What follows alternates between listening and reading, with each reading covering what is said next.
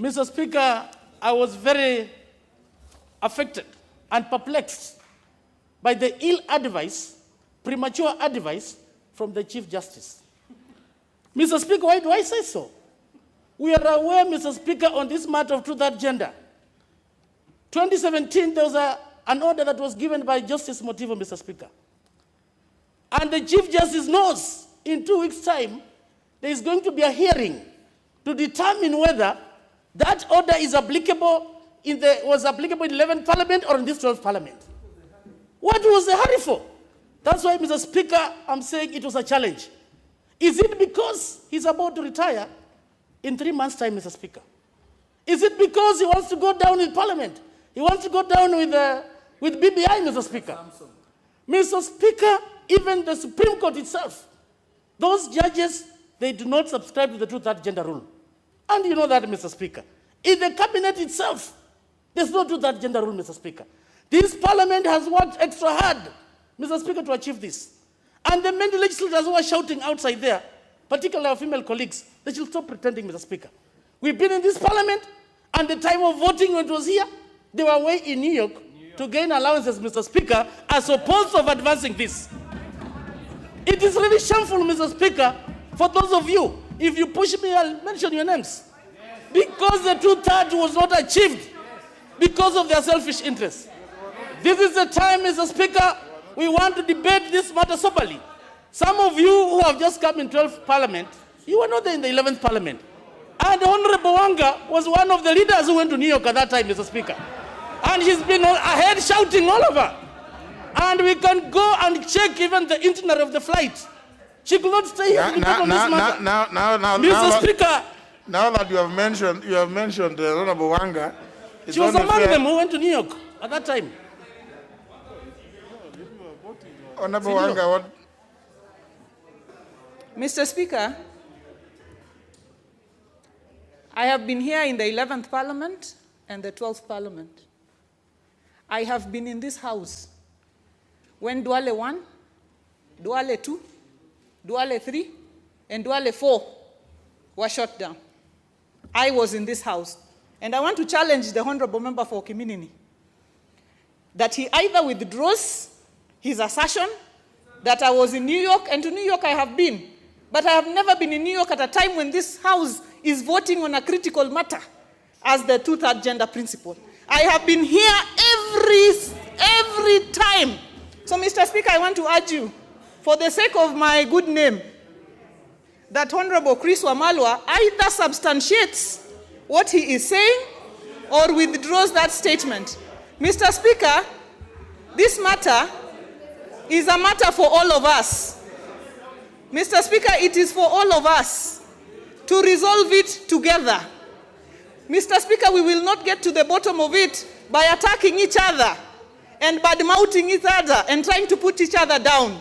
We will only resolve this matter with the unity of purpose that the Honorable Adan Duale mentioned. So, Mr. Speaker, I would urge you to ask members, even as we debate, to try not to drag each other down, because it is not by pulling each other down that we will find a solution to this very important matter. We have our views on it. It may be different from what the Honorable Wamalwa has, but Mr. Speaker, as you have said, you may not agree with what I say, but you will defend unto your death, Mr. Speaker, as I know you, my right to say it as an elected member of this House, Mr. Speaker. So even if we don't agree, let us not bring each other down, because we all, Chris, you and I need to be somewhere after Nini. Sasa unaleta Nini?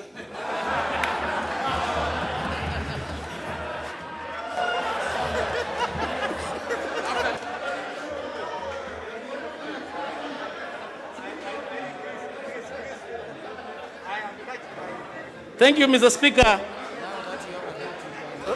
Honorable Wamalwa. Thank you, Mr. Speaker. Mr. Speaker. Honorable Wamalwa, please, earlier member, please. It is let's not try to spoil the names of one another. Thank you, Mr. Speaker. Mr. Speaker, this is a House of Records. And if you allow me, I can go to the Hansard, Mr. Speaker, and prove Honorable Wanga wrong. Because I was here and I support the two-third gender, Mr. Speaker. And that's why I was so keen.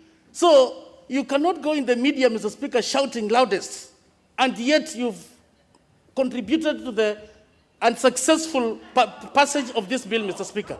That time, if you allow me, I can go to the handset and prove it, Mr. Speaker. As I move on, Mr. Speaker. No, Honorable Wamalwa, it's not personal. Mr. Speaker, as we move forward, Mr. Speaker, as we've said, this is about unity for purpose, Mr. Speaker.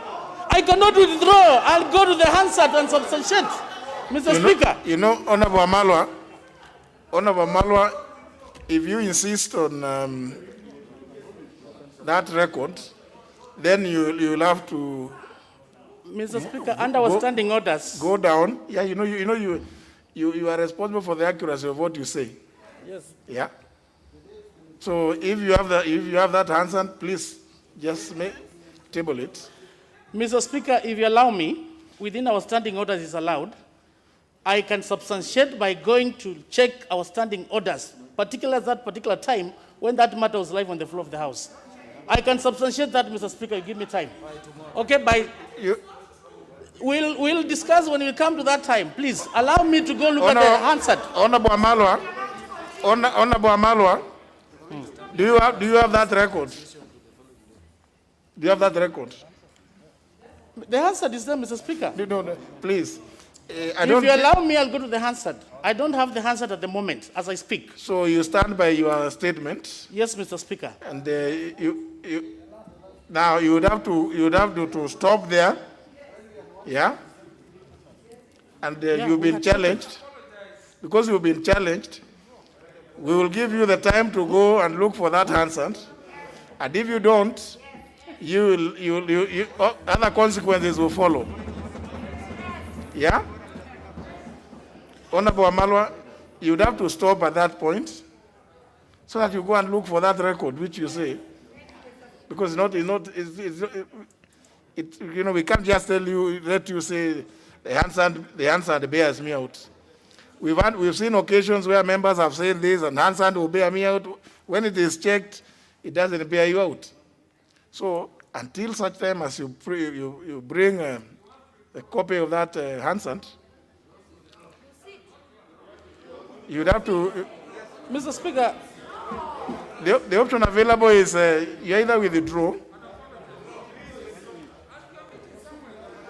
What's the issue? What's the issue that really Mr. Speaker, I brought an amendment of a bill to change the election date, which had required that supermajority. And I remember that time, Mr. Speaker, because our standing orders allow us. Why don't you give me time? I'll go to the handset, Mr. Speaker. Now you are talking about a different bill. They came at a similar time, Mr. Speaker, and the requirement was similar. No. Election date and 2,000 gender rule are different. Mr. Speaker, this is a House of Records. No. I know, Honorable Wanga, we are supposed to go meet somewhere. God willing. We don't know who will go through. No, but if at all I want to substantiate, why should you force me to withdraw? Our standing orders allow that. Then go and get the record. Absolutely. I'll go and get the records, and I'm ready for consequences. Okay, please.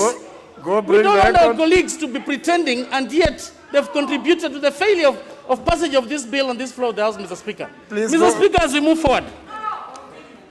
No, Honorable Wamalwa, unfortunately, because you don't have that record, and you insist on it, you'll have to stop there, go and get the record, bring it here tomorrow.